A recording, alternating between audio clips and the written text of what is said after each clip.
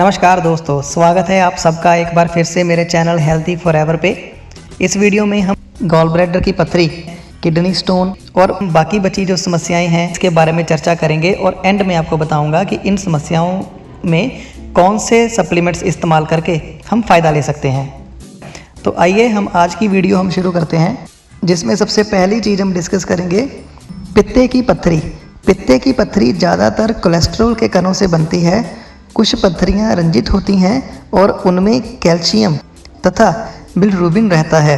हमारा जो जिगर होता है वो प्रतिदिन 1 लीटर तक बाइल का उत्पादन करता है, जो पित्ताशय में जमा होता है और वहाँ से ज़रूरत के मुताबिक आंतों में भेजा जाता है। हमारे पित्ते की मदद के बिना हमारी आंतें वसा और वसा में घुलनशील A, D, E तथा के विटामिनों को जज़ब नहीं कर सकती। जब कोलेस्ट्रॉल और पित्ते के लवणों में संतुलित नहीं रहता तो हमारे पित्ताशय में पथरी बन जाती है। तथ्य बताते हैं कि इसकी ज़्यादातर जो शिकार होती हैं वो अधेड़ उम्र की महिलाएं, जहाँ कई बच्चों को जन्म दे चुकी महिलाएं ही होती हैं। आमतौर पर जो अवेलेबल इलाज की तरफ देखा जाए तो पथरी निकालने की बजाय पित्ता ही निकालना पड़ता है, लेकिन जब पथरियाँ पित्ताशय की निकास नली में फंस जाती हैं बहुत दर्द होता है। पित्ते में भी इन्फेक्शन हो सकता है, लेकिन पित्ता से पथरियाँ निकाल दी जाएं तो पाचन में चमत्कारी सुधार हो सकता है। एलर्जी गायब होने लगती है और दाहिने कंधे तथा बाह व पीठ के ऊपरी हिस्सों का दर्द खत्म हो जाता है। ऊर्जा स्तर में बहुत ही बढ़ोतरी दिखाई देती है। पथरियों को बाहर निकालने से पहले पैरासाइटिस तथा इन्फेक्शन को ख़त्म करना जरूरी होता है। किडनी स्टोन के बारे में, ये एक ऐसी समस्या है जिसमें मूत्र त्याग के जरिए निकल जाने वाले खनिज जब इकट्ठे होने लगते हैं तो वो पथरी का रूप धारण कर लेते हैं और हमें समस्या उपस्थित हो सकती है।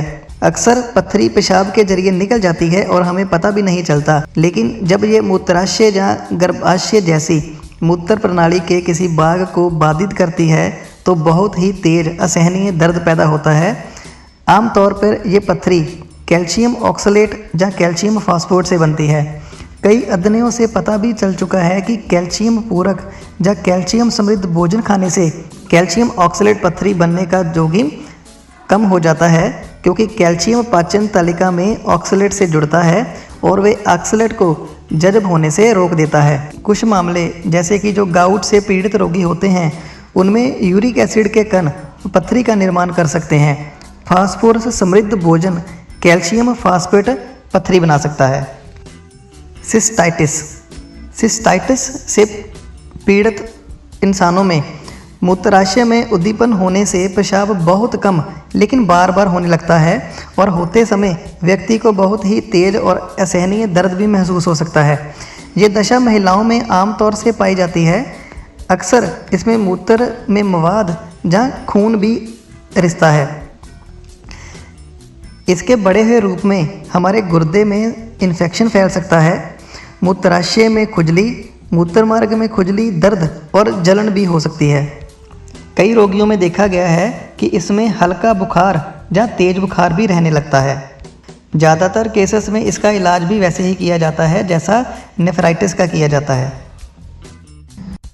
प्रोस्टेटिस एक पुरुषों में अखरोट के आकार की ग्रंथि को प्रोस्टेट कहते हैं।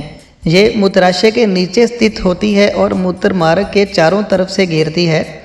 बैक्टीरियाई इन्फेक्शन से प्रोस्टेट ग्रंथि में हो गई सूजन को प्रोस्टेटिस कहते हैं। इससे मूत्र मार्ग पर दबाव पड़ता है जिससे मूत्र का प्रवाह बाधित हो जाता है। लिहाजा मूत्राशय में पेशाब बरकरार रहता है और आदमी असुविधा तथा पीड़ित महसूस करता है। बार बार पेशाब करने की हाजत खासकर रात में महसूस होती है। मूत्र प्रणाली कमज़ोर पड़ने से मूत्राशय खाली नहीं हो पाता और ब्लैडर भरा रहता है। पेशाब में खून या मवाद आने के कारण भी बन जाते हैं। अंडकोश और गुद्दा के बीच वाले पेट के निचले भाग में दर्द होने लगता है। मूत्र मार्ग के समय जलन, पीड़ादायक स्खलन, बुखार और कभी कभी नपुंसकता भी देखने में आती है। 50 से ऊपर की उम्र वाले पुरुषों को अक्सर ये शिकायत होने का खतरा रहता है। ये तो थे दोस्तों कुछ समस्याओं की चर्चा कि कौन सी समस्या किस कारण होती है या उसके कौन कौन से लक्षण होते हैं। अब हम बढ़ेंगे इन समस्याओं के सलूशन की ओर, जिसमें मैं बताऊंगा कि कौन से ऐसी घरेलू उपचार हैं या कौन से ऐसे न्यूट्रिशंस हैं जिनको हम अपनी डाइट में शामिल करके हम उनका फ़ायदा ले सकते हैं। सबसे पहले हम बात करेंगे गॉल ब्लैडर की पथरी की। बात करें तो इसमें आपको शर्करा की सीमित उपयोग करें और कम वसा वाला भोजन आपको करना चाहिए। इस बात का ध्यान रखें कि खाने में रेशेदार खुराक पर्याप्त मात्रा में हो। सब्जियां और फल ज़्यादा खाने से कब्ज नहीं होती और मोटापा रुकता है। देखा गया है कि अंडों से पित्ताशय में उद्दीपन होता है, इसलिए अच्छा तो यही रहेगा कि इन चीज़ों से बचा जाए। न्यूट्रिशंस की बात करें तो इसमें aloe berry nectar, arctic sea plus, garlic thyme और बी पोलन अगर हम इस्तेमाल करें तो एज ए डाइटरी सप्लीमेंट हमें ये बहुत फ़ायदा दे सकते हैं। एक बहुत ही महत्वपूर्ण इन्फॉर्मेशन आपको मैं देना चाहता हूँ। पिछली वीडियो को देखने के बाद बहुत सारे लोगों ने हमसे डिमांड की थी डाइट प्लान की, बहुत ज़्यादा कॉल्स आई थी, इसलिए उसको थोड़ा सा ऑटोमेटिक बनाने के लिए इस बार मैंने इस वीडियो की डिस्क्रिप्शन में एक लिंक दिया है। आप हमें डाइट प्लान के लिए कॉल भी कर सकते हैं, जहां उस लिंक पर जाके अपनी डिटेल्स को फिल करके रजिस्टर कर सकते हैं और आपको बिना टाइम वेस्ट हुए आपका डाइट प्लान आपको मिल सकता है। किडनी स्टोन के अगर घरेलू उपचार की बात करें तो हर बंदे को पता है कि इसमें पानी ज़्यादा पीना होता है ताकि प्रेशर से पथरी को बाहर निकालने की संभावना बढ़ जाए। नींबू पानी के साथ थोड़ी चीनी मिलाकर पीने से कैल्शियम बाहर नहीं निकलेगा। जिन पदार्थों में ऑक्सलेट ज़्यादा होता है जैसे कि पालक, काष्ठफल यानी कि बादाम, अखरोट वगैरह, चाय, शकरकंद, मांस, मसूर और बीयर का उपयोग आपको बहुत कम कर देना चाहिए। अगर कुछ डाइटरी सप्लीमेंट की बात करें, aloe berry nectar, arctic bee propolis, lycium plus, C plus और पोमस्टीन पावर, ये कुछ ऐसे न्यूट्रिशंस हैं जो आपको इस समस्या में काफ़ी फ़ायदा पहुंचा सकते हैं और इनका इस्तेमाल अगर आप अपने खाने के रूप में करते हैं, ये आपकी बॉडी की इम्यूनिटी को बढ़ा के आपकी बॉडी को बीमारियों से लड़ने की क्षमता को बढ़ा सकते हैं और आप इनका इस्तेमाल करके एक तंदुरुस्त जीवन बढ़ाने की ओर पहला कदम रख सकते हैं। सिस्टाइटिस, जैसे कि मैंने पहले बताया था कि इसका इलाज भी जो लगभग नेफ्राइटिस की तरह ही किया जाता है। इसके अलावा जहाँ पर ये प्रभावी होता है वहाँ पर प्रोपोलिस क्रीम का इस्तेमाल किया जा सकता है और प्रभावित क्षेत्र पर इसको अप्लाई करके फ़ायदा लिया जा सकता है। मुझे उम्मीद है कि आपने मेरी पिछली वीडियो, इसका पार्ट 1 जिसमें मैंने किडनी फेलियर, नेफ्राइटिस और यूरिनरी ट्रैक के बारे में बताया था और उसमें कौन से products as a dietary supplements इस्तेमाल करने चाहिए और जिससे आपको फ़ायदा हो सकता है, उसके बारे में बताया था। अगर आपने वो वीडियो अब तक नहीं देखी तो ऊपर आई का बटन क्लिक करके या नीचे दिए डिस्क्रिप्शन में लिंक को क्लिक करके आप उसे भी देखना मत भूलेगा। प्रोस्टेटिस से पीड़ित इंसानों को ढेर सारा पानी पीना चाहिए। प्रोस्टेट ग्रंथि की वृद्धि में, यहाँ तक कि प्रोस्टेट कैंसर से भी सोया का इस्तेमाल फ़ायदेमंद पाया जाता है। कच्चे टमाटर और जैतून के तेल में पकाए गए टमाटर प्रोस्टेट कैंसर होने से रोकते हैं, क्योंकि टमाटर में बीमारी से लड़ने वाला तत्व लैकोपिन होता है।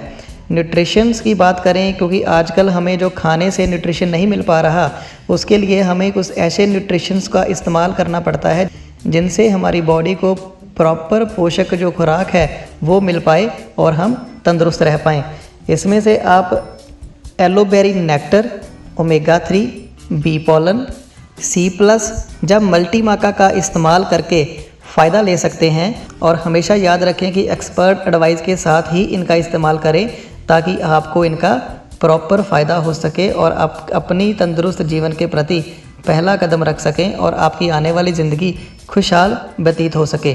तो मेरी तरफ से तो ये तो थे कुछ फ़ायदे जो गुर्दे की समस्याओं में फ़ायदा कर सकते हैं।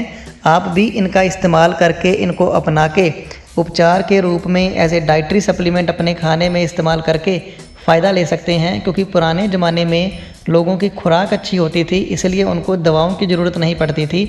आज की डेट में हमारा जो खाना है वो बहुत ही ख़राब हो चुका है, दूषित हो चुका है, हमारी हवा दूषित हो चुकी है, हमारा पानी दूषित हो चुका है और इसके लिए हमारी बॉडी के जो पोषक पूरक हैं उनको पूरा करना हमें न्यूट्रिशन पर ही डिपेंड होना पड़ता है और साथ में अच्छा खान पान, बैलेंस्ड खान पान होना बहुत ज़रूरी है।